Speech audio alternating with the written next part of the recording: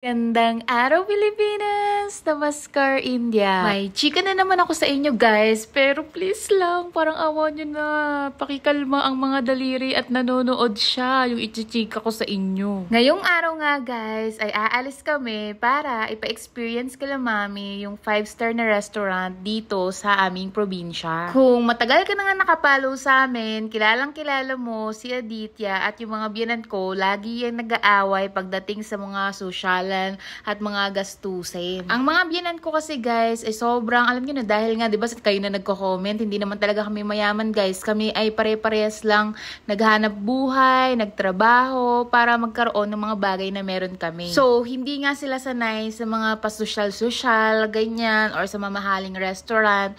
Kami lang ni Aditya yung nakakapag-aya sa kanila. Kadalasan nga guys ay pinag-aawayan pa yan. Kaya nga pansin nyo, hindi sumasama lagi yung tatay ni Aditya kasi ayaw ng gastos nun. Pero kasi yung asawa ko guys, ang tipo ng anak na gusto niya ipa-experience sa nanay niya, yung kung ano ba yung mga ini-experience ng mga tao na maginhawa yung buhay, 'di ba? Gets nyo ba? Pag sinabi ko na naman kasi yung term ng pangmayaman, ayan na naman sila.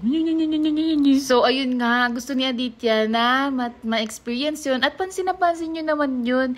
Kami yung kala mo laging madaming pera kahit wala namang pera. Kasi yung asawa ko guys, gusto niya talaga lagi na na-experience namin yung mga dating hindi naman namin na-experience. Kasi ang katwiran niya, kumikita ako. Tapos pwede tayo, lahat nakita ko ipunin lang natin or ilagay lang sa investment. Pero isang beses lang tayo mabubuhay sa mundo. What if ipon tayo ng ipon, invest tayo ng invest, tapos hanggang dito lang pala yung buhay natin, hindi natin na-enjoy yung pera natin. So, sabi niya, gusto niyang ma-experience yung mga gusto niyang ma-experience nung bata pa lang siya. At yun nga din, kasama doon, ang ipa-experience sa magulang niya, yung mga gantong bagay, yun yung satisfaction niya, guys. Pero alam niyo yun, guys, nag-iipon talaga kami, sobrang ipon, yan, invest din kami, pero time to time, ini-enjoy talaga namin. Si Aditya kasi yung tipo ng Indiano na hindi katulad ng normal. Yung normal na Indiano kasi guys, sobrang kuripot, tinitipid yung mga damit nila, ganun. Si Aditya hindi guys. Gusto niya, na-enjoy niya talaga. Tapos yung iba, alam niyo na, yung mga normal na Indiano, sobrang kuripot. Pero siya guys, todo bigay siya sa pamilya niya. Tapos hindi siya papapayag na siya lang nakaka-experience. Talagang dinadamay niya yung pamilya niya at pamilya ko. Kita niyo yan guys.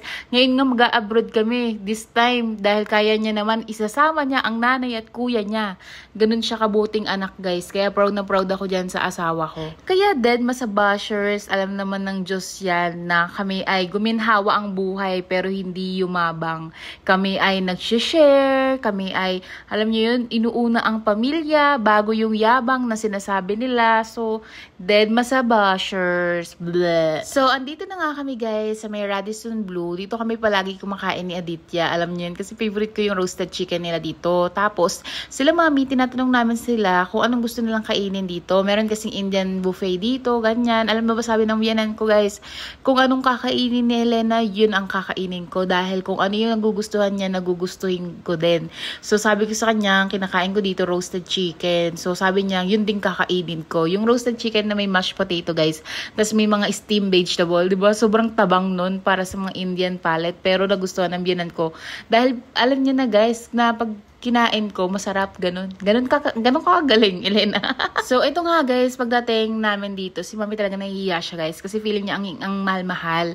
So, tinatanong niya anak niya, anong kakainin, tinatanong siya anak niya, anong kakainin ba? Gusto mo ba Indian food? Gusto mo ba buffet? Ganyan. Sabi niya, yun nga yung part na sinabi niya, gusto ko nga kung anong kakainin ni Elena. So, yun na lang kasi alam ko masarap.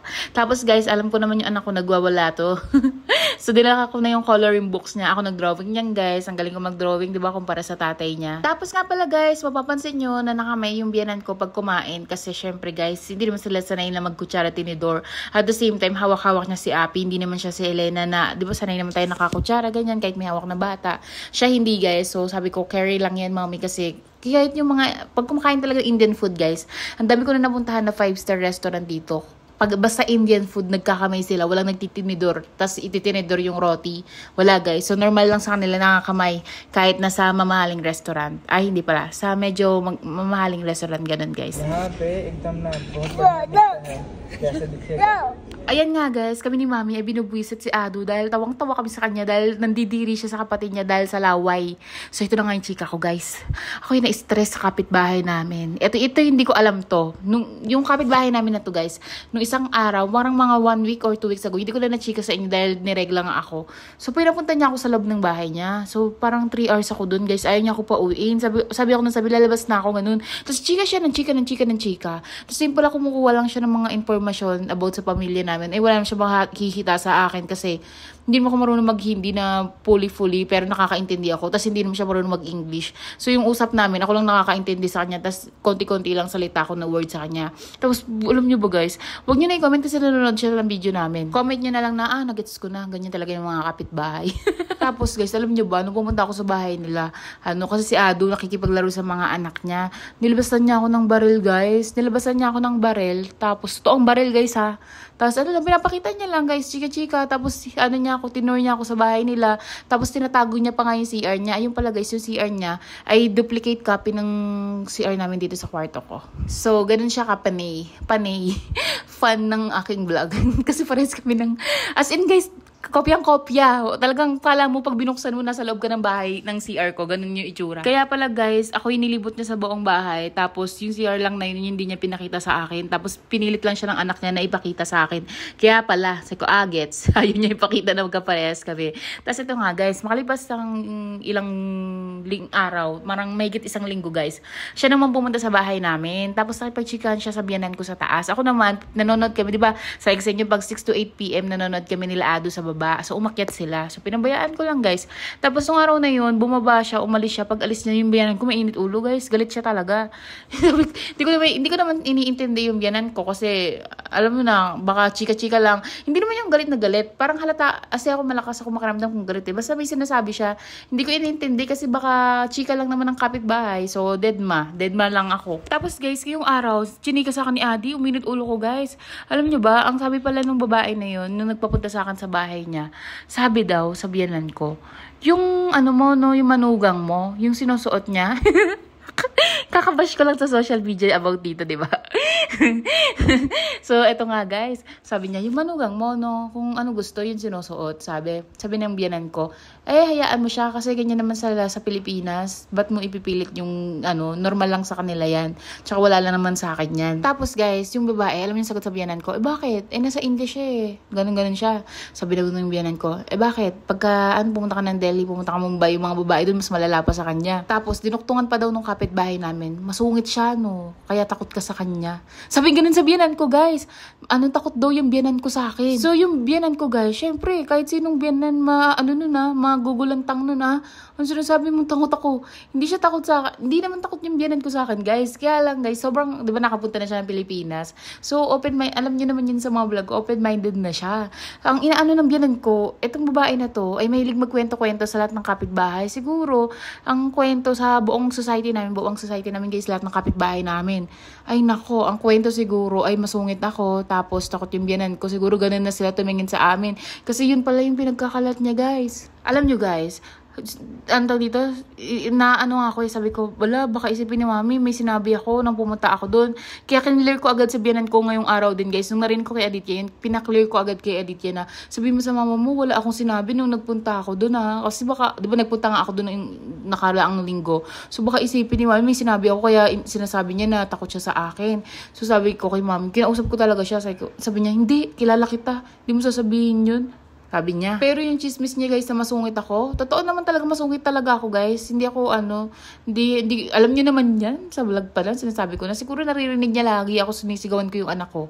Tsaka lagi akong galit pinapagalitan ko, tapos iniirap-irapan ko minsan.